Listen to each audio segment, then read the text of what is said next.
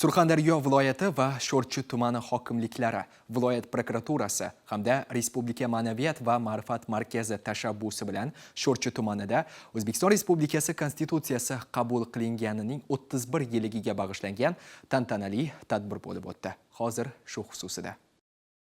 Sanaga bag'ishlangan bayram tadbirida aytib o'tilganidek, o'tgan yillar davomida yurtimiz tinchligi, vatanimiz taraqqiyoti va xalqimiz farovonligini ta'minlash borasida qanday ulkan muvaffaqiyatlarni qo'lga kiritgan bo'lsak, bularning barchasiga Konstitutsiyamiz tufayli erishmoqdamiz. Bundan tashqari, asosiy qomusimiz har tomonlama xalqaro huquqiy me'yorlarga to'la javob berishi bilan ham dunyo hamjamiyati tomonidan alohida e'tirof etilmoqda. Shuning uchun ham bosh qomusimizning ahamiyati va mohiyatini, hayotimizdagi o'rni va ta'sirini, qadr-qimmatini yanada chuqurroq anglab bormoqdamiz va unga bo'lgan hurmat e'tiborimiz ham tobora ortib boryapti. Shu o'rinda aytish kerakki, mazkur mahallada 3 oy davomida obod xonadon, obod ko'cha va obod mahalla mezonlari doirasida keng qamrovli bunyodkorlik, obodonlashtirish ishlari jadal olib borildi. Albatta, bu ijobiy ishlar xalqchil asosiy qonunimiz Konstitutsiya sababli amalga oshirilyapti. Mahalla ahli bu o'zgarishlardan mamnun va shukronalik keltirmoqdalar.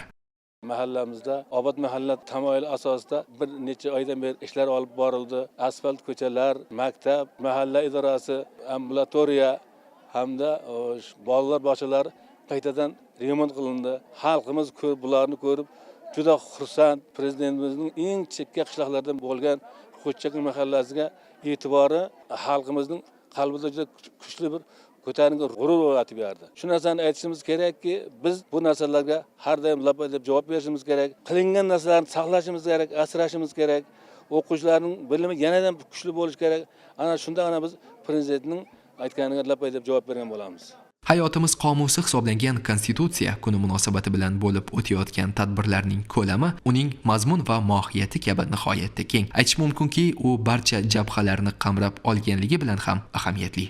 Konstitutsiyaga o'zgartirish va qo'shimchalar kiritish to'g'risidagi qonunga ko'ra 2022-yil 25-iyundan 2022-yil 5-iyulgacha, demak, portal umuman mana shu davlat tashkilotlari, fuqarolar tomonidan 60 mingdan ortiq taklif kiritildi va mana shu yangi konstitutsiyamizga 6 ta yangi modda va 16 ta qo'shimcha yana ko'plab moddalar kiritildi. Jami 155 ta moddadan iborat konstitutsiyamiz qabul qilindi. Aynan 24-bobga qaraydigan bo'lsak, demak, bitta bob qo'shildi. Bu ham bo'lsa advokatura institutining tashkil etilganligi.